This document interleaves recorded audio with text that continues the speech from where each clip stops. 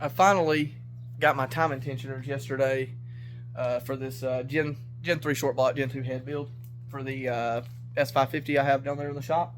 So this engine I started putting together probably a month ago, and I went ahead and ordered billet timing guides, tensioners, not billet tensioners, I just got Boss 302 tensioners, billet oil pump here, my bad, I'm all over the place, I got a lot going on, but I got billet crankshaft sprocket, billet timing gears, and billet guides, which all these were ran in my car for probably 50,000 miles of overall daily driving, beating at the track, all that. I did have the billet MMR tensioners, but I'll be honest, I didn't have any issues with them. But I mean, this is a Boss 302 tensioner, supposedly, which honestly it looks just like the Gen 2 tensioners. And the only difference, really, it's still operated off hydraulic oil pressure, just like the MMR ones. And then it just that will actually lock, of course, as your chain takes up slack. So the MMR ones didn't have that. So I figured these would do just fine for what I wanted to do, and they were a little bit cheaper. So I bought those. The reason my engine got them is because it was a Black Friday sale, and it was like a one kit. Personally, especially in a even revving, a little bit higher, I think these are much more beneficial to the timing setup and all that, as far as the chain tension, and of course this and these for your oil pump. So aside from that, I think the Boss 302s, aka I guess it's pretty much a Gen 2 or GT 500. They keep changing them, but really it's mostly probably the same design. We'll do just fine. So what I'm going to do is go ahead and just time lapse it and get to putting this thing back together. I ordered a Gen 3 short block, and we're just putting heads on, installing the cams and all that. So I'll get that done, and so the next few minutes of the video will be time lapse, and then hopefully after that you guys will get to see the car, go in the car and then cranking. So, and that's the goal, because once it's cranked, running, I get the engine broke in. Hell, I should be pretty much ready to test my angle kit. I'm still waiting on a tube and die, but I think I can make what I have work for one small bend I need to do, at least for me to test it on. And of course, I think they said my die, they're build to order right now, which ship mid-May. So at most probably another month before I get the die to do, I'd say, the final test kit. And then from there, after it's tested, I'll go ahead and I'll do like a soft release. I'll have a pre-built number of kits, and of course I'll sell those at a discount, and then see what people think and all that, and get feedback, and of course a little more people testing it. And once that's good to go, I mean, I'll release it to the mass market. So I hope you guys enjoy the video and it's useful. I'm not going to go through torquing and all that. I mean, all I do is from the service manual, I have it printed off, just torque specs. There's literally nothing fancy. It's just in a binder.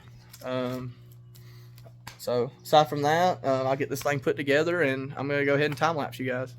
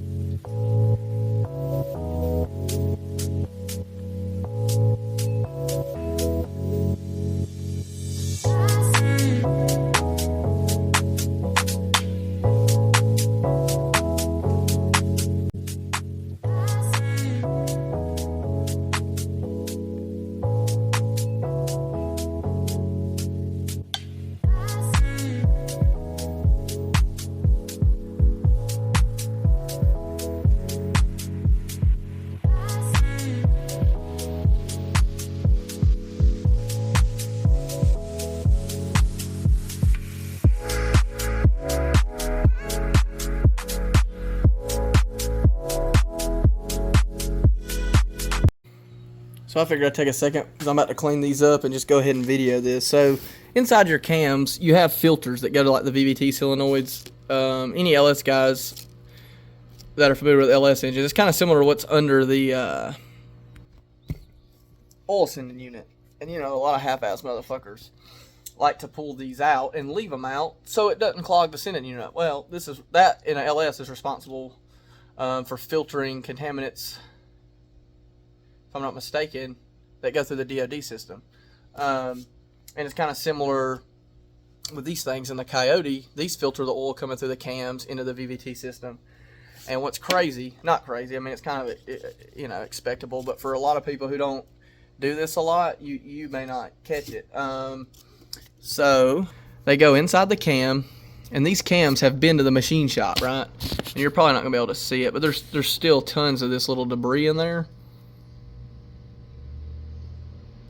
And I mean, it could be very, very easy for someone inexperienced to assume, since, you know, they sent their cams to the machine shop and all that, oh, they're clean and yada yada. Well, no.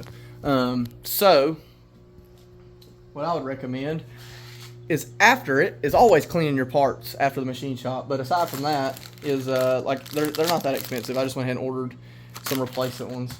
And anybody that knows anything, yeah, they're probably thinking, yeah, we know, guy. But there's a lot of do-it-yourself people. I mean, hell, that's how I got where I was at, was learning on my own. And this is a very costly mistake to learn. So I figured I'd just update you guys on that. But I'm gonna go ahead and get these cleaned up. I'm not really gonna hyperlapse it or anything. I'll just do that for the assembly. And I guess I'll get back with you guys once I'm ready to assemble the cams and stuff. It's gonna take a little bit of cleaning though.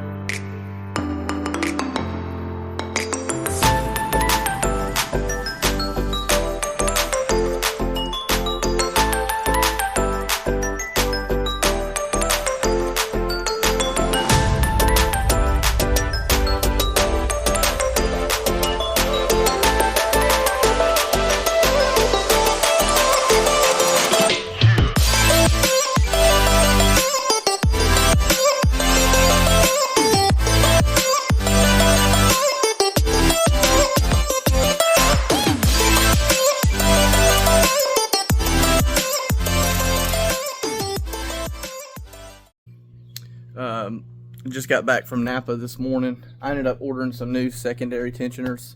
So now, hopefully today, I'm going to go ahead and have this thing assembled. I don't have a new oil cooler yet because it did spin a bearing on the last short block, so I'm not going to even try to flush that cooler. I'm pretty sure I'm going to go aftermarket.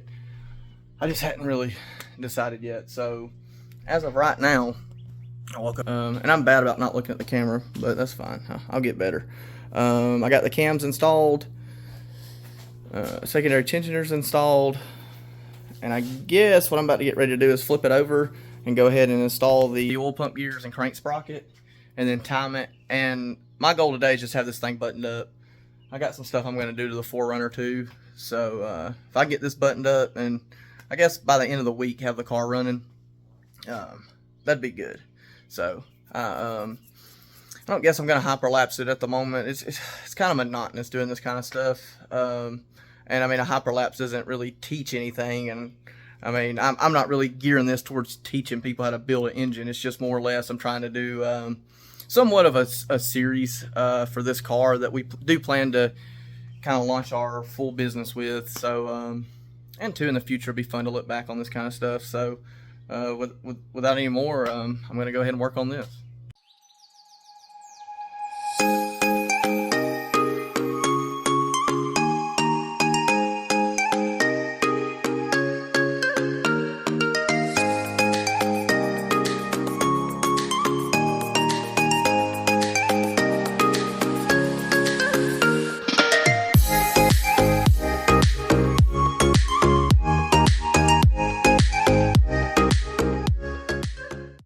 So I've been pretty busy.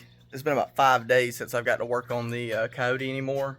Ended up having an issue at the other shop. We got it straightened up. Car's good. Had to help my mom finish moving some stuff like that. But anyway, I pretty much have this thing put together. I'm getting ready to roll it down to the shop now. I I'm waiting on tomorrow. I should have new intake manifold gaskets for Gen 3s. The gasket kit I ordered for a Gen 2 KIit, which was, you know, what this is, just with a Gen 3 short block. And it's not the same size. Sorry, my allergies acting up with everything blooming.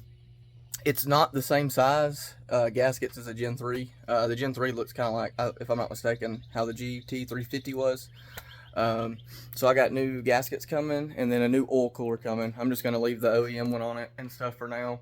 It's a track pack, performance pack car, so it's got the, you know, bigger radiator. I mean, that's fine for what this car is going to be. Just going to make sure everything's new, at least. It's got the full MMR timing set. So what I'm going to do today is basically get the engine bolted to the trans, get everything ready, and when I get the final gaskets I'm waiting on tomorrow, I'll get those installed on the engine and go ahead and get the engine in the car. That's my plan anyway. So, and I'll update you guys, you know, as I do that, or if not, you know, either way, I'm gonna get it done.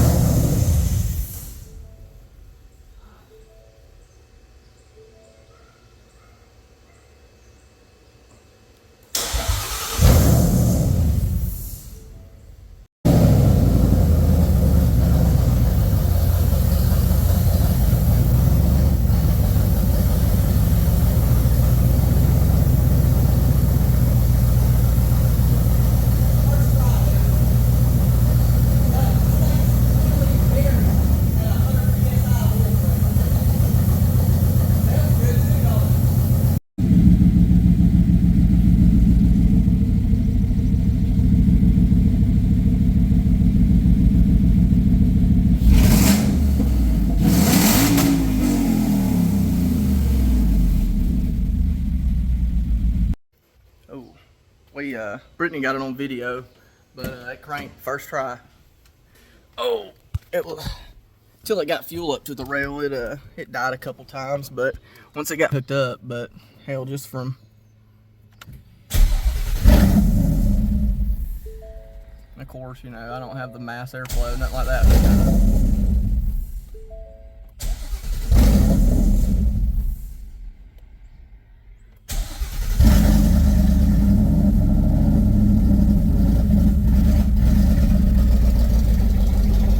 Pressure.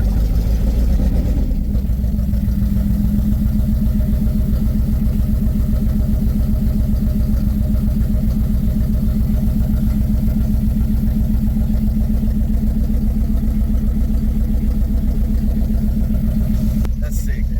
I mean, it's been 2 months and waiting on parts and all that, but hell, it's running now. My tubing die's coming this week, and I'll have the angle kit prototype built, and we're gonna go test this motherfucker.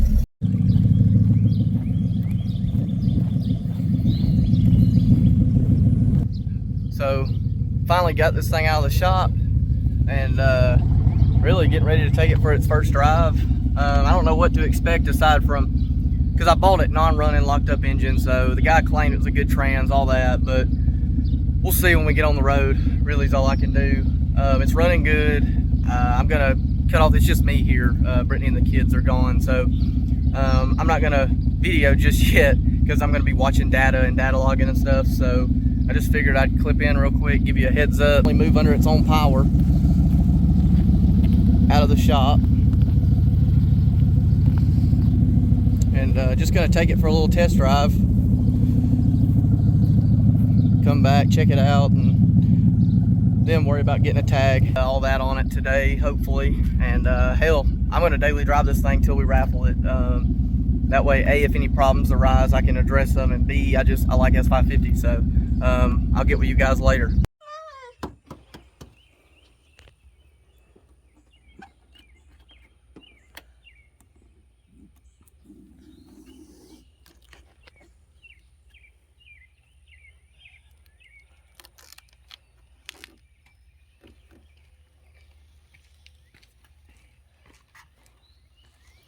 It's a hard dent to fix right there. Try to get a new fender for that.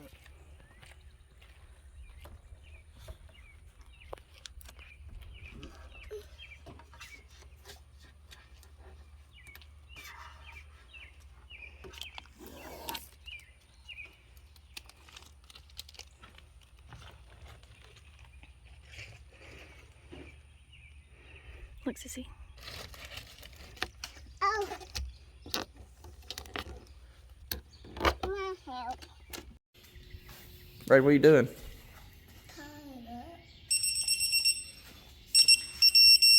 Right there. Did your red light come on? Yeah.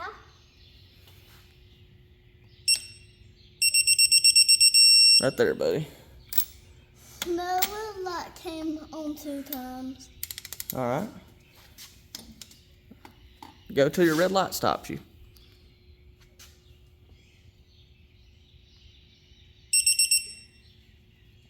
Then I'll have to go back. No, you gotta keep going. I think that was just green.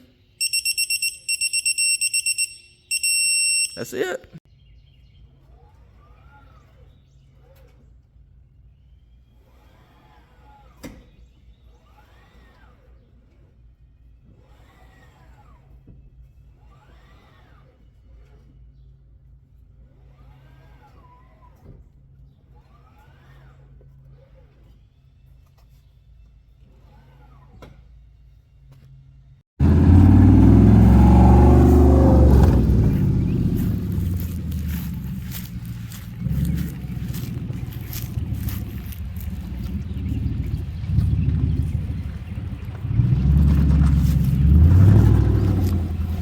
Pup, come here.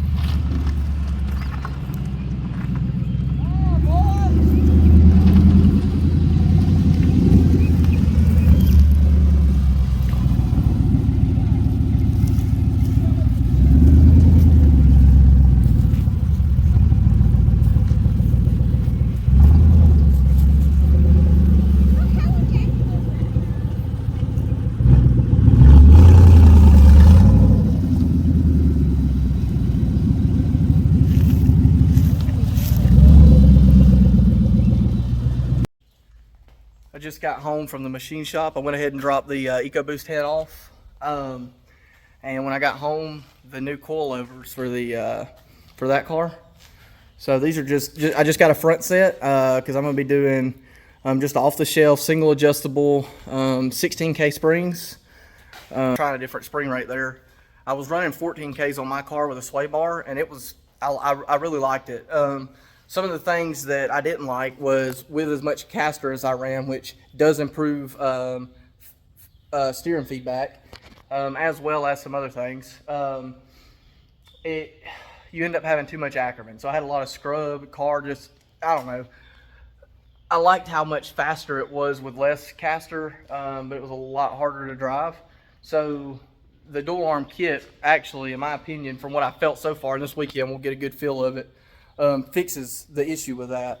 Because what's happening is the lead wheel is actually gaining caster as you go to lock, and the trail wheel's losing caster. And originally, I just started, when I first, was kind of designing this, it was nothing more than just a bolt-on adapter, just for stock extra angle. And once I noticed that the caster actually was able to theoretically gain and lose as the wheel turned, I saw that as a big advantage. I don't know why up until this point no one's considered this, and maybe they have and it won't work, and I just don't know why yet, which is why I'm going to test it. But I've put 250 miles on this kit, and I've got it sideways, and honestly, like, the way it feels now, it feels really like it feels better than my car ever felt. As you get to lock, it gains more and more caster. And it really, like, the best way to put it is it just stops adding angle. You can stay on throttle, and it just doesn't want to keep adding angle, because the further you get, the further you get in your wheel travel, closer to lock, I guess would be a better way to put it, the heavier the front of the car gets, because it's just gaining caster. So more or less, I think the steering feedback is going to feel really good with this kit, and I don't believe binding's really an issue. And two, the reason I'm going with stiffer springs this time around is because with dual arms, it is, I remember originally when I first had dual arms, I had SPL arms and modded knuckles. I kept breaking sway bar end links, and I think there's a couple guys out there now having issues with that. So for now, I don't even have a sway bar in the car. I'm not concerned with it, because I know that is somewhat of an issue with dual arms, and I wanted to make it work first, because at the end of the day, if I have to give up a sway bar to have a simpler front end, a cheaper front end kit, but it works just as well, and also it retains, if you notice, after I put the coilovers on, it'll have even better fitment than anything out there right now. Be willing to do that, and it just may be one of those things where if you want to go to the next level or whatever, the sway bar has to either be A, relocated, or B, you just go to a single arm. I'm not going to go that route. I'm going to relocate the sway bar on my S550. Well, I say that, I'll probably relocate the sway bar on this car because this car will be running before the S550. But anyway, I'm going to get these put on and talk to you guys later.